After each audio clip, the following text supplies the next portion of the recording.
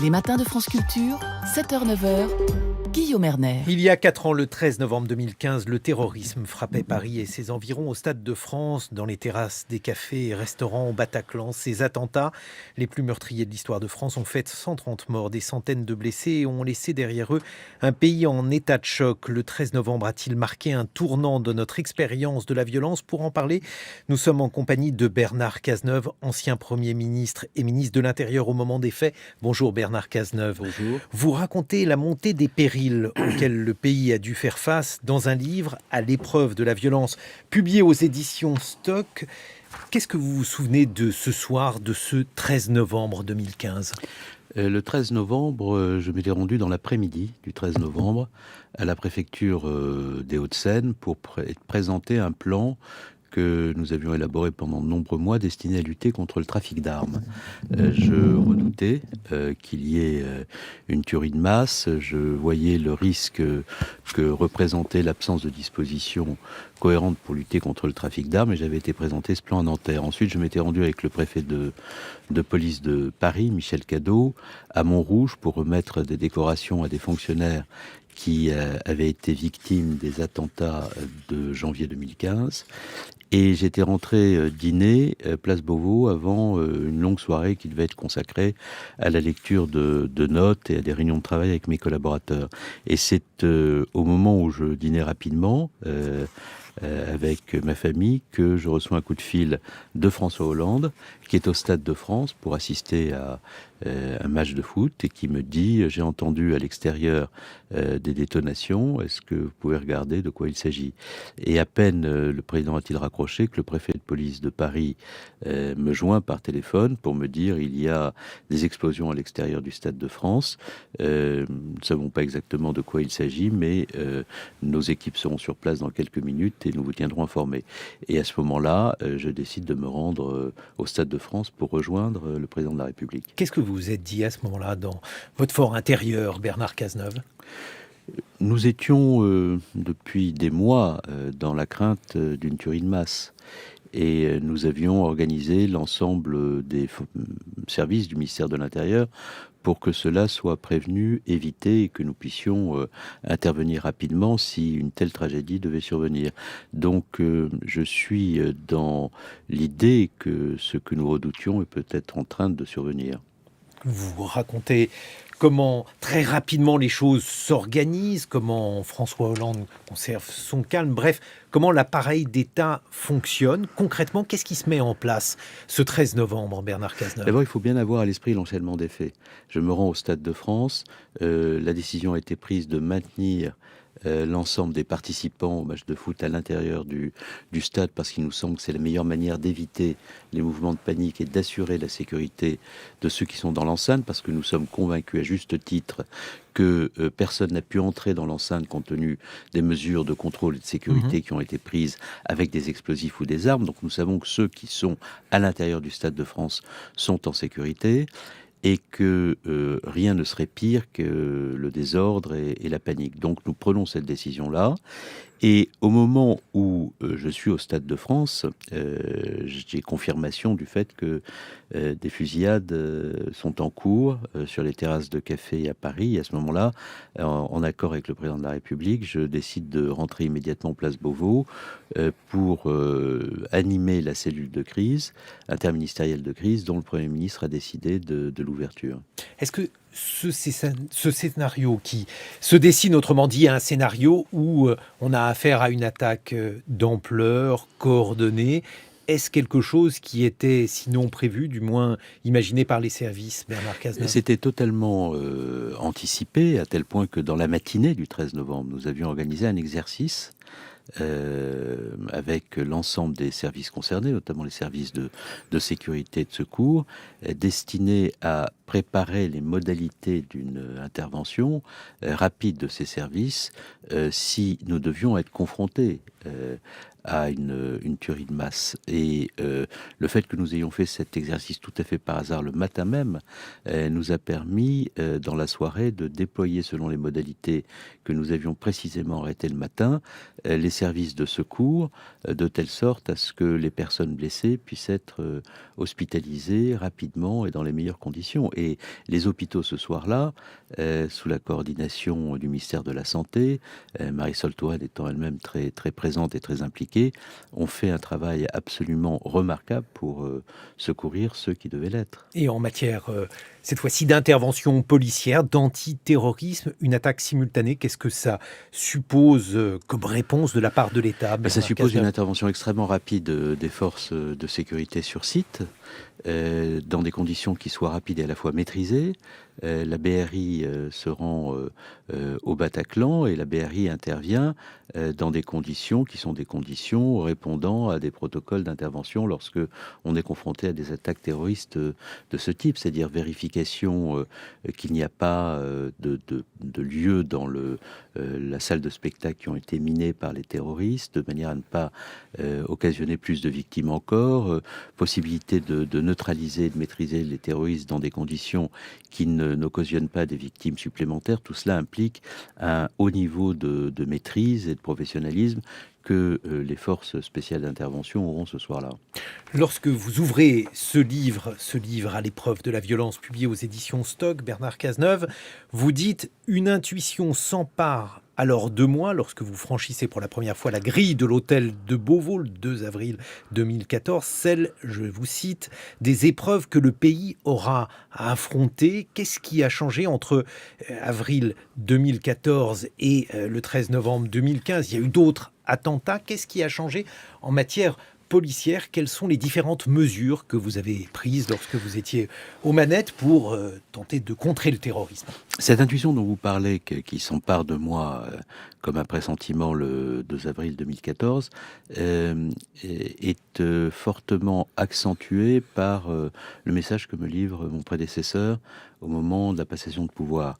Emmanuel Valls me dit « Il y a beaucoup de jeunes qui partent sur le théâtre des opérations terroristes en Irak et en Syrie, c'est une croissance très importante.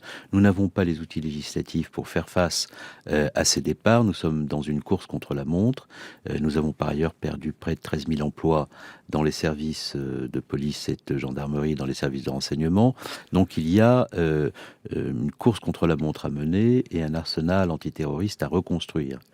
Et c'est ce qui va m'obséder dès les premières heures de mon arrivée place Beauvau et jusqu'au moment de mon départ pour Matignon, rehausser les moyens de nos services pour leur permettre de faire face à un niveau de menace exceptionnellement élevé. Alors qu'est-ce que nous faisons concrètement? Nous augmentons très significativement les effectifs des services de renseignement de la police et de la gendarmerie. Je vous ai dit que la révision générale des politiques publiques, c'était moins 13 000 postes. Nous en créerons 10 000 pendant la période. Nous augmentons de près de 20% les crédits hors personnel alloués aux services de renseignement, à la police et à la gendarmerie pour leur permettre de moderniser leurs équipements. Ce travail d'ailleurs se poursuit aujourd'hui fort heureusement. Nous prenons des dispositions législatives nouvelles pour avoir des outils juridiques dont nous ne disposions pas à l'époque. Il s'agisse de l'interdiction de sortie du territoire pour ceux qui partent sur le théâtre des opérations terroristes, de l'incrimination individuelle terroriste pour ceux qui ne préparent pas des attentats en bande organisée. C'est le blocage administratif des sites qui appelle et provoque le terrorisme et qui me permettra de sensibiliser les GAFA à la nécessité de lutter contre la haine antisémite, raciste, les appels au terrorisme sur Internet avec un protocole qu'on signera en avril 2015. C'est la loi sur le renseignement de juillet 2015 qui permet aux services de renseignement de pouvoir utiliser les technologies modernes pour prévenir des attentats. C'est l'ensemble de ces dispositions législatives que nous mettons en place. Et puis il y a le volet européen qui est très important. Je me battrai longtemps pour obtenir une directive européenne destinée à lutter contre le trafic d'armes. Elle sera adoptée à la fin de l'année 2015. Nous prendrons des dispositions pour améliorer le dispositif de contrôle aux frontières avec la montée en puissance de Schengen, la réforme du code Schengen avec la soumission au contrôle aux frontières extérieures pour les ressortissants de l'Union européenne. Nous améliorons la coopération entre les services de renseignement en leur demandant de mieux renseigner le système d'information Schengen.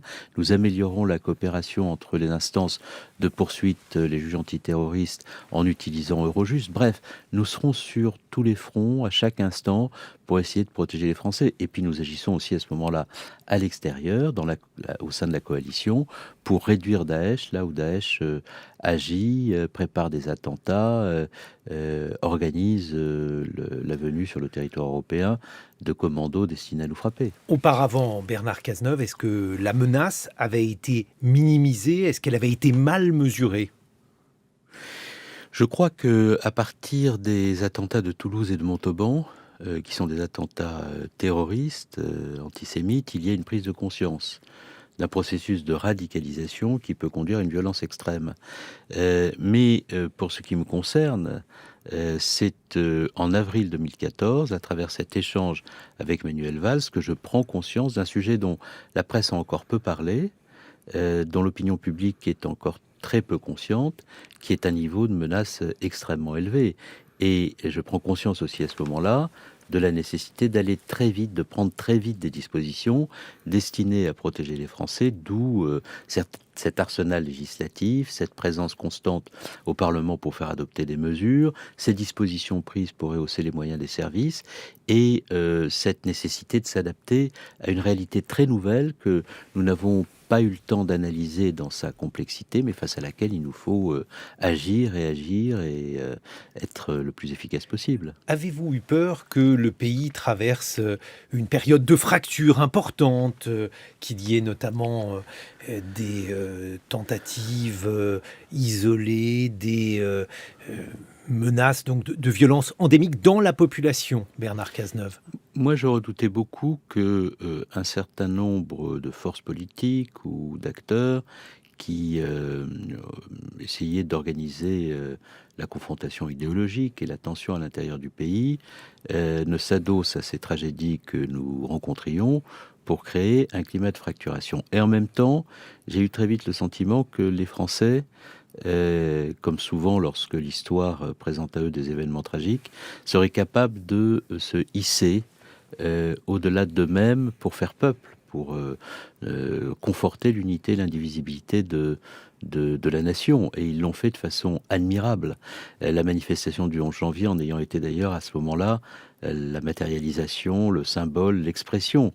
Et même s'il y a, et on l'a vu encore récemment, toujours des forces qui essaient d'expliquer que la République tout entière est tournée contre une partie de ses concitoyens, notamment de confession musulmane. La stratégie qui était celle de la République, parce que ce sont ses valeurs, c'est consubstantiel à ce qu'elle est presque ontologiquement, c'était pour nous de faire en sorte que la République, dans ce contexte, prenne dans ses bras tous ses enfants et puisse dire aux musulmans de France, vous êtes avec nous au cœur de la République, pleinement présent, pleinement protégé par elle, et nous vous protégerons du dévoiement de votre religion par une minorité d'individus guidés par la haine. Et je crois que ça, il faut l'avoir vraiment à l'esprit, parce que la République, la laïcité, c'est bien cela. C'est la volonté de faire en sorte que le droit de croire ou de ne pas croire soit reconnu, que nul ne subisse aucune pression en raison de ses choix exercés librement, et que nous continuons à faire peuple en indiquant à chacun qu'il a sa place dans la République dès lors qu'il accepte de se reconnaître dans des valeurs qui transcendent nos appartenances politiques, philosophiques et religieuses et qui nous permettent de faire société. Une partie de l'opposition, à l'époque, Bernard Cazeneuve dit, je vais le résumer à gros traits, trop de minutes de silence, pas assez de réaction du politique. Comment vous réagissez à ce moment-là, à ce type de critique? Oh, ce ne sont pas les seules critiques qui sont exprimées par l'opposition. L'opposition aussi à l'époque demande que l'on mette en rétention tous les fichiers S. Elle demande qu'on prenne quelques libertés avec les principes de l'état de droit au nom de la fermeté républicaine. Comment je réagis? Je réagis de deux manières. D'abord en rappelant à l'opposition sa responsabilité, puisque c'est l'opposition de l'époque qui a décidé de la suppression de ces 13 000 emplois, qui a désorganisé les services de renseignement.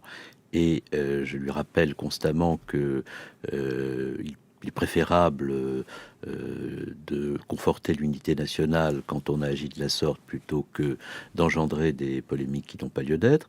Et donc là, c'est Nicolas Sarkozy que vous visez et qui vous vise d'ailleurs, vous le racontez dans l'épreuve de la violence. C'est pas Nicolas Sarkozy seulement, c'est toute l'opposition enfin certains leaders de l'opposition, pas toute l'opposition, parce que l'opposition a voté une grande partie des lois antiterroristes et globalement, majorité et opposition ont réussi à s'entendre pour faire en sorte que le pays soit protégé. Mais il y a toujours, à droite comme à gauche d'ailleurs, des leaders politiques qui préfèrent la polémique, qui préfèrent la politique dans sa dimension la plus polémique, la plus partisane, à l'essentiel, c'est-à-dire à la préservation de l'intérêt national. Il y a toujours une forme d'addiction à la politique qui peut conduire aux comportements les moins souhaitables. Mais fort heureusement, tout cela n'a pas emporté l'ensemble de la classe politique française, et à ceux qui se comportaient ainsi, j'ai dit ce que je pensais, c'est-à-dire la polémique n'a pas lieu d'être, chacun doit assumer ses responsabilités. La responsabilité que nous avons assumée collectivement, c'est celle de l'unité de la nation face à un défi extrêmement grave. Qu'est-ce que cette épreuve a changé en vous, Bernard Cazeneuve ? Cette épreuve m'a confirmé des choses que j'intuitionnais et qui me sont apparues comme des axiomes de la vie publique. J'ai acquis la conviction que la France est plus grande que chacune et chacun d'entre nous, qui exerçons des responsabilités, que la servir avec abnégation en s'effaçant pour essayer de faire au mieux, sans être jamais d'ailleurs certain de bien faire, était la meilleure manière d'exercer des responsabilités dans des périodes troublées, et qu'il fallait ne jamais perdre de vue l'essentiel, c'est-à-dire ce que nous sommes collectivement, les valeurs auxquelles nous adhérons, qui nous soudent les uns aux autres par-delà nos différences, et qui doivent être, lorsque un pays est secoué, comme le nôtre l'a été, notre seule boussole. Comment fait-on pour tenir ? Est-ce qu'à un moment, on a la tentation de se replier sur soi-même, de considérer que face à cette vague d'attentats, on ne peut plus rien faire, Bernard Cazeneuve ? Ah non, je n'ai jamais éprouvé ce sentiment-là. J'ai pensé à chaque moment que même si les choses étaient difficiles, même si des erreurs pouvaient être commises, même si il nous arrivait collectivement de nous interroger sur tel ou tel... Sur quoi, par exemple ? Est-ce que nous ne pouvions pas accélérer le calendrier législatif ? Est-ce que la coordination entre les services de renseignement était suffisante ? J'ai été amené constamment à faire évoluer le dispositif pour améliorer le dialogue entre les services lorsque j'ai créé par exemple les MOPT, qui est une structure destinée à mieux communiquer entre services de renseignement sur les cas de radicalisation les plus signalés. Donc on a évolué en permanence, on a adapté en permanence nos dispositifs, mais ces interrogations ne m'ont jamais conduit ni à être dans la peur, ni à considérer qu'on ne pouvait rien faire. Au contraire, moi j'étais tous les jours dans l'action, j'avais la passion de ce pays, la volonté de le protéger, et je n'étais pas dans la résignation ou le renoncement, jamais. Bernard Cazeneuve, à l'épreuve de la violence, votre livre publié aux éditions Stock. On se retrouve dans une vingtaine de minutes pour continuer d'évoquer la manière dont vous avez vécu votre passage place Beauvau, et puis la façon dont vous avez vu la politique et la manière dont la violence s'est emparée d'elle. 7h-9h, les matins de France Culture, Guillaume Erner. 8h20, et oui, Frédéric Sey, vous avez dit, à observer les déboires d'Emmanuel Macron, peut-être y a-t-il quelques figures du gouvernement de François Hollande qui rient sous cap, et alors, hasard du calendrier, nous sommes en compagnie d'une figure du gouvernement de François Hollande, Bernard Cazeneuve. Vous publiez à l'épreuve de la violence aux éditions Stock, vous avez été notamment ministre de l'Intérieur et Premier ministre. Une réaction à ce qu'a dit Frédéric Sey? Je crois que derrière l'éditorial de Frédéric Sey, il y a une question et qui n'a pas été évoquée dans l'éditorial, donc je me permets par souci de complémentarité de l'évoquer moi-même, qui est la question de la justice. Lorsque l'on fait des réformes pour faire des réformes, en se regardant dans les réformes que l'on fait, pour diffuser l'idée qu'on est en rupture, qu'on est l'incarnation d'un monde nouveau, capable de faire tout ce que les autres n'ont pas réussi à faire auparavant, et qu'on ne se pose jamais la question de savoir quels objectifs poursuivent les réformes qu'on engage, et surtout, encore moins la question de savoir si les réformes qu'on engage sont justes. À un moment donné, on se trouve confronté à un sentiment très profond de l'opinion publique qui, lorsqu'elle entend réforme, comprend recul. Cela vous est arrivé d'ailleurs avec la loi travail. la loi travail était une loi qui comportait beaucoup de mesures qui étaient en faveur des salariés, sur la possibilité de se former tout au long de la vie, d'améliorer le compte formation. Il y avait beaucoup de contreparties dans la loi travail qui étaient en faveur des salariés. Et par ailleurs, la loi travail était une loi qui avait aussi conduit le gouvernement à discuter avec les organisations syndicales, même si parfois il y avait le constat de désaccords profonds.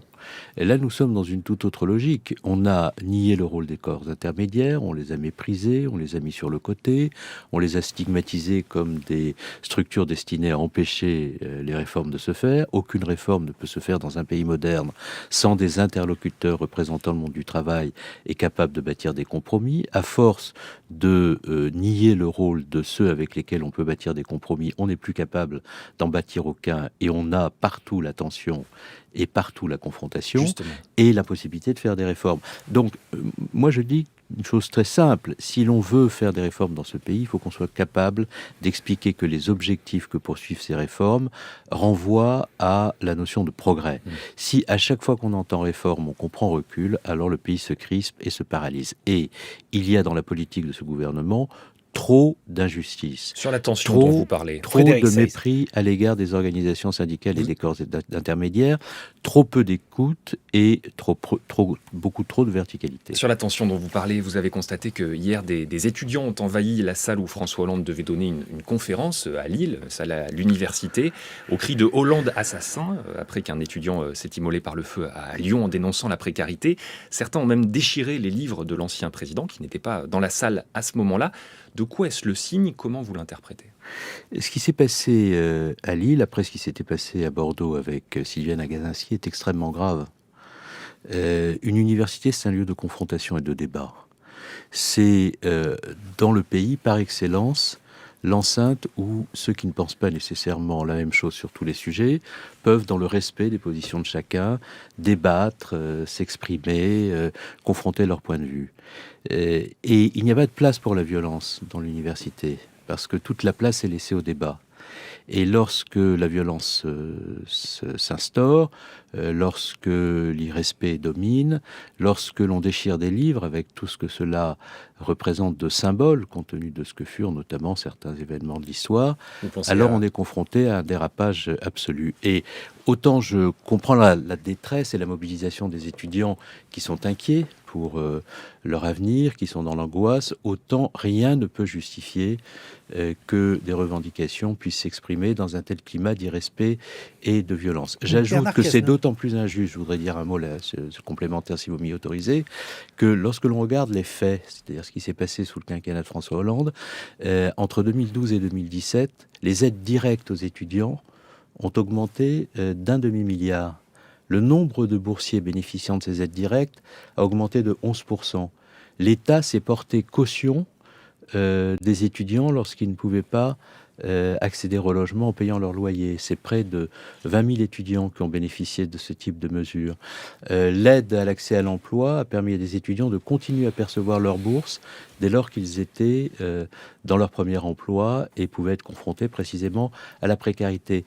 Donc les propos que vous avez évoqués qui s'adressaient à François Hollande au regard de ce qui a été fait par lui sont totalement déconnectés de la réalité de ce qu'a été son action, sont injustes, cette violence n'est pas acceptable et cela doit être dit de façon extrêmement ferme parce que le pays ne peut pas non plus bâtir les compromis utiles pour la justice si il y a des forces minoritaires mais agissantes dont le seul et unique objectif est d'organiser en tout point du territoire l'affrontement, la confrontation en convoquant la violence. Parce que pour vous, c'est cela l'explication. Est-ce qu'il n'y a pas eu une interprétation de la montée de la violence, si vous considérez, comme vous l'avez fait, qu'il y a un certain nombre de débats qui n'ont pas pu avoir lieu? Est-ce que c'est un signe d'une violence de plus, puisque votre livre s'intitule « À l'épreuve de la violence », Bernard Cazeneuve? Mais je pense que nous sommes dans une société sous tension extrême et que le rôle d'un responsable politique, lorsqu'il est précisément responsable et républicain,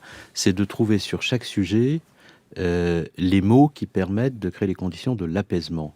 Ce n'est pas de convoquer les débats dont on est certain qu'ils créeront des tensions, Vous pensez à quoi? Je pense qu'il n'était pas nécessaire, pour être très clair, de convoquer la question migratoire dans les termes dans lesquels cela a été fait il y a de cela quelques semaines, alors que nous ne connaissons pas de pression migratoire, et que la meilleure manière de traiter la question migratoire, c'est d'avoir des politiques publiques qui permettent d'accueillir ceux qui doivent l'être, de reconduire ceux qui n'ont pas vocation à être accueillis, de mettre des moyens dans les dispositifs de l'asile et de l'intégration, comme j'ai essayé de le faire modestement lorsque j'étais ministre de l'Intérieur. Lorsque à Calais, il y avait 12 000 migrants qui étaient dans une situation de très grande précarité, et que j'ai pris la décision, en travaillant sans que personne ne le sache nécessairement, avec les préfets pendant des mois, pour ouvrir 675 centres d'accueil et d'orientation partout en France, que nous avons passé de 40 000 à 80 000 le nombre de places en CADA. C'était pour créer les conditions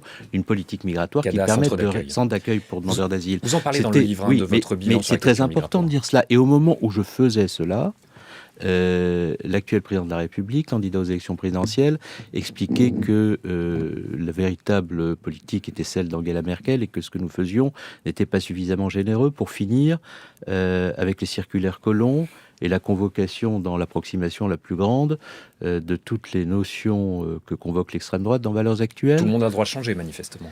Oui, tout le monde a le droit de changer, mais la politique n'est pas un art qui consiste dans le situationnisme le plus grand, à changer... Situationnisme, Oui, c'est-à-dire c'est-à-dire qu'à chaque fois qu'une situation nouvelle se présente, pour cristalliser un électorat, on prend une position différente de celle qu'on avait la Le veille. situationnisme, Bernard Cazeneuve, ça a un côté un peu foutraque, c'est aussi ce que vous voulez dire pour qualifier la politique du gouvernement actuel, un peu surréaliste. Non, je pense que la part d'opportunisme est dans la politique du gouvernement actuel, et qui commence à se voir, et qui le conduit sur tous les sujets à prendre des positions différentes à mesure que l'opinion évolue ou que l'on veut la séduire, n'est pas la bonne manière de montrer la direction, et n'est pas la bonne manière d'apaiser le pays. Parce que quand on veut apaiser un pays, il faut être très solide sur les valeurs, la laïcité, les principes républicains, il faut être très solide sur les institutions, la démocratie sociale, les corps intermédiaires,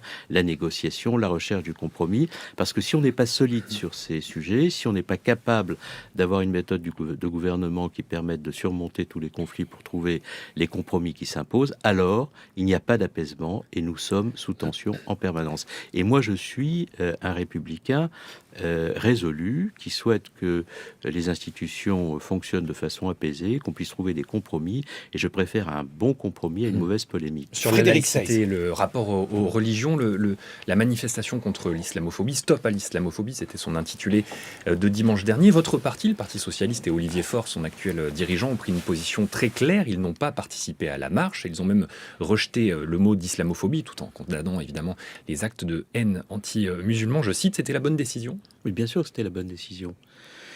Parce que parmi ceux qui ont manifesté, et qui sont beaucoup exprimés depuis quelques années, il y a un ensemble d'acteurs qui théorisent le fait que la République, dans ses institutions, dans son organisation, voire même dans son idéologie, n'aurait pour seul et unique objectif que d'organiser la discrimination à l'égard de nos compatriotes de confession musulmane. Vous parlez d'acteurs politiques ou d'acteurs associatifs? D'acteurs politiques, et parfois aussi d'acteurs associatifs. Or, Vous cela visez qui, est le plus contraire, précisément, Bernard ceux Cazeneuve qui se sont exprimés au sein du CCIF ou d'autres organisations qui, autour de cette structure, s'étaient rassemblées.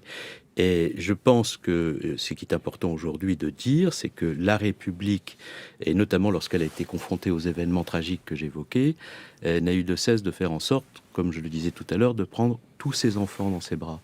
Et lorsque j'étais ministre de l'Intérieur, j'avais la volonté, et parfois même l'obsession, de faire en sorte qu'aucun groupe extrémistes ne puissent se tourner contre nos compatriotes de confession musulmane en organisant à leur rencontre des violences. C'est la raison pour laquelle je me suis beaucoup déplacé en province pour aller à la rencontre des musulmans de France, pour leur dire que la violence de quelques-uns qui dévoyaient leur religion devait nous conduire à les protéger eux aussi de cette violence, parce que des musulmans dans notre pays ont été victimes de la violence terroriste. Je n'oublierai pour ma part jamais la figure très belle d'Ahmed Merabé, policier, portant l'uniforme, fier de sa religion, fier de ses origines, résolument républicain, qui a été tué à bout portant par les terroristes à la sortie du siège de Charlie Hebdo, alors qu'il était policier, musulman, attaché à sa religion, attaché à son uniforme.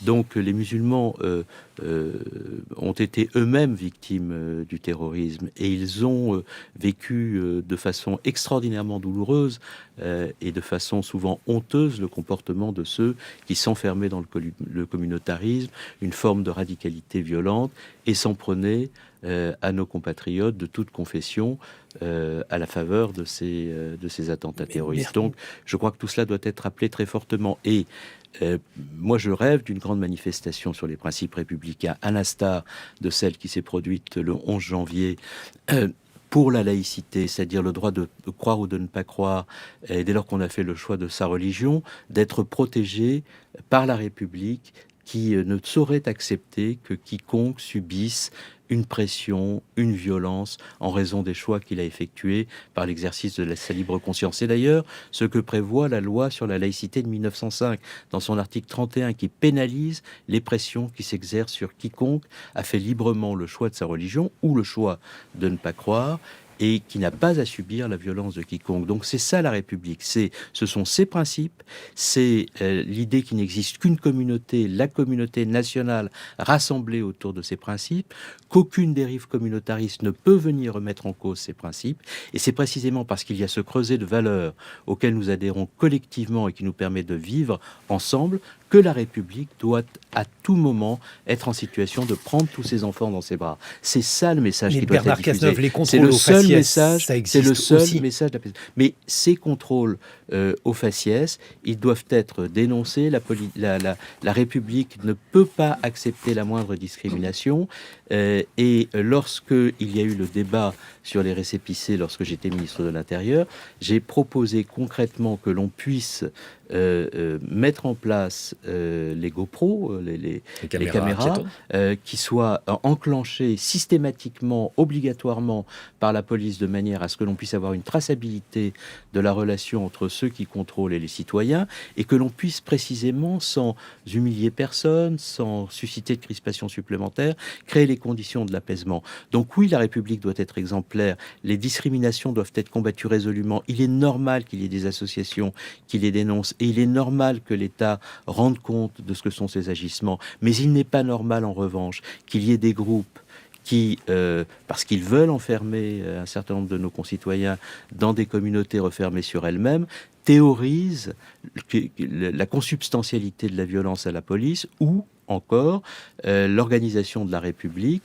dans tous ses services, dans tous ses principes, dans toutes ses règles, pour aller discriminer telle ou telle partie de la population, parce que ça crée des tensions, ça diffuse une image de ce que sont les institutions de la République qui n'est pas conforme à ce qu'est la République fondamentalement, et ça organise dans le pays la confrontation. Alors je comprends qu'il y ait des groupes politiques, qu'il y ait des extrémistes qui veuillent organiser cette confrontation, mais moi je crois à l'unité, à l'indivisibilité de la République, je crois à la nécessité de l'apaisement, et je crois que les valeurs que nous portons de façon universelle sont plus fortes que ces dérives et ces tentatives de confrontation et d'organisation dans la République de l'opposition des uns aux autres. Toujours sur les violences policières, la mort de Rémi Fraisse, c'était en automne 2014, et vous écrivez dans votre livre: pour la première fois depuis mon arrivée place Beauvau, l'émotion prend le dessus. Là, on a affaire de manière évidente à une violence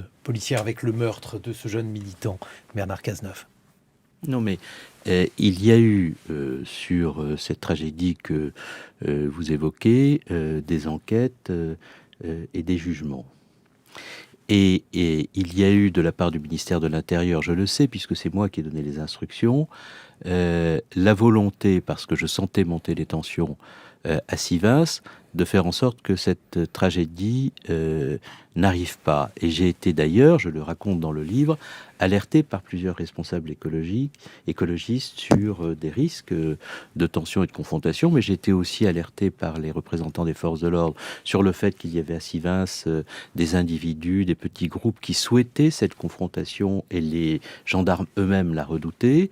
Et par conséquent, toutes les instructions qui ont été données par écrit et par oral de ma part étaient des instructions d'apaisement pour éviter que ce drame ne survienne. Il y a eu la tragédie que l'on sait. Cette tragédie a fait l'objet d'une enquête, de l'inspection générale de la gendarmerie nationale, une enquête judiciaire.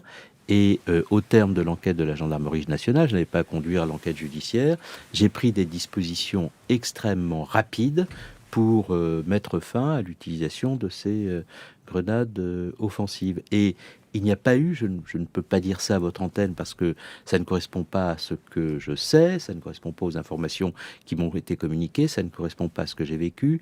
Il n'y a pas eu de volonté de la gendarmerie à Sivins d'organiser des violences policières pour aboutir à un drame. Ça ne correspond pas à la réalité de ce que j'ai vécu. Plus généralement, est-ce un gouvernement de gauche de réprimer des manifestations? Quand vous prenez par exemple Notre-Dame-des-Landes, aujourd'hui Notre-Dame-des-Landes, on le sait, ne sera jamais un aéroport, c'est un lieu paisible, les gens ils font de la culture bio. Était-ce véritablement la peine de faire ces confrontations pour en arriver là, Bernard Cazeneuve? Non, mais il y a deux sujets dans votre question.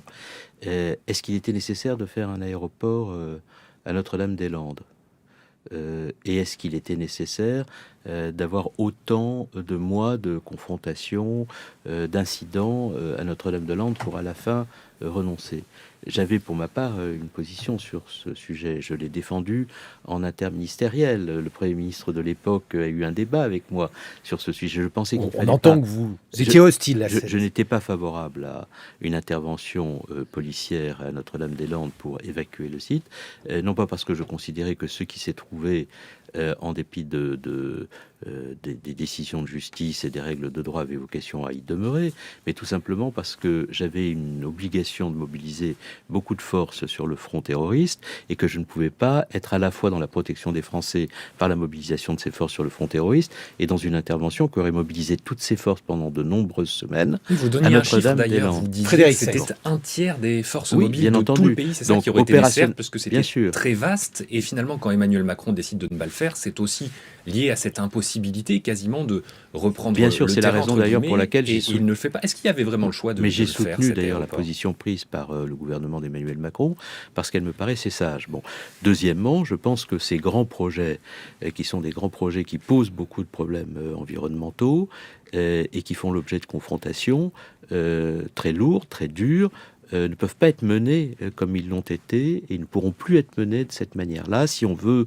mener des projets d'infrastructure ou des projets de développement, il faut prendre le temps de la concertation citoyenne, il faut tenir compte de l'impact des projets sur l'environnement, parce qu'on est dans une, on peut préoccupation. Le prendre dans l'autre sens, le discours que vous tenez ce matin. On peut aussi se dire que techniquement, au niveau du nombre de forces de l'ordre que ça aurait mobilisé, finalement, ce n'était pas possible politiquement à mener ce type d'opération. Et certains des opposants pourront vous répondre, mais que faites-vous de l'autorité de l'État? Ça veut dire que vous n'avez pas les moyens de la faire appliquer. C'est aussi cette question qui peut se poser derrière ce constat. Non, ce n'est pas cette question qui peut se poser, parce que la question de l'autorité de l'État se pose lorsque on est dans une situation où des projets ont été menés de façon rationnelle, ne sont pas surdimensionnés, correspondent à ce que sont les préoccupations environnementales que toute société doit avoir dans un contexte où la planète est menacée. C'est pas ce que vous disiez à l'époque, pardonnez-moi. Mais à l'époque, j'étais dans une solidarité gouvernementale, c'est ce que je disais lorsque j'étais dans des réunions interministérielles où je faisais prévaloir mon point de vue avant que l'on ne tranche ces sujets.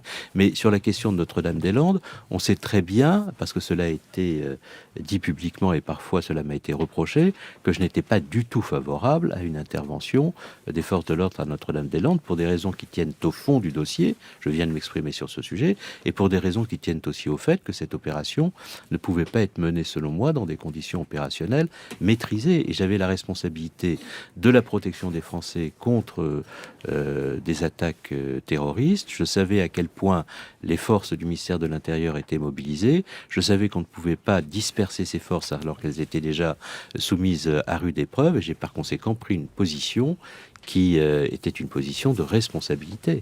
Bernard Cazeneuve, un autre sujet, le retour des djihadistes avec aujourd'hui une situation de confrontation par rapport à la Turquie et ce que l'on a découvert, un protocole Cazeneuve. Que contenait-il, le protocole Cazeneuve ? Oui, ce protocole Cazeneuve dont on parle là, subitement ces derniers jours, il faut le replacer dans son contexte. En octobre 2014, il y a des djihadistes qui ont été arrêtés par les autorités turques et qui sont renvoyés en France et arrivent dans un aéroport qui n'est pas celui où on les attendait. Parce qu'il n'y a pas eu une communication par les autorités turques aux autorités françaises des conditions de retour de ces djihadistes qui a permis de les arrêter au moment de leur arrivée et de les judiciariser.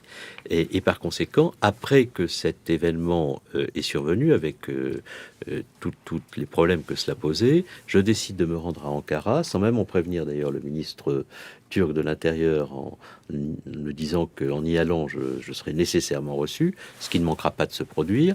Et à ce moment-là, sur place, dans une relation assez tendue avec le ministre de l'Intérieur turc, je lui indique que cela ne peut pas continuer, qu'il faut protocoliser de façon extrêmement précise les modalités du retour de ceux qui ont été sur le théâtre des opérations terroristes et qui reviennent en Europe et notamment en France. Et à ce moment-là, nous signons un protocole qu'on appelle le protocole Cazeneuve, qui est un protocole par lequel les autorités turques, qui ont entre les mains des personnes qui ont été sur le théâtre des opérations terroristes et qui peuvent représenter un danger pour la sécurité de notre pays, sont obligés de nous signaler ces personnes et d'assurer avec nous leur retour dans des conditions qui permettent leur arrestation et leur judiciarisation pour éviter que ces personnes ne nous frappent. C'est ça le protocole Cazeneuve. Et alors aujourd'hui, votre réaction par rapport à la politique menée par la Turquie ?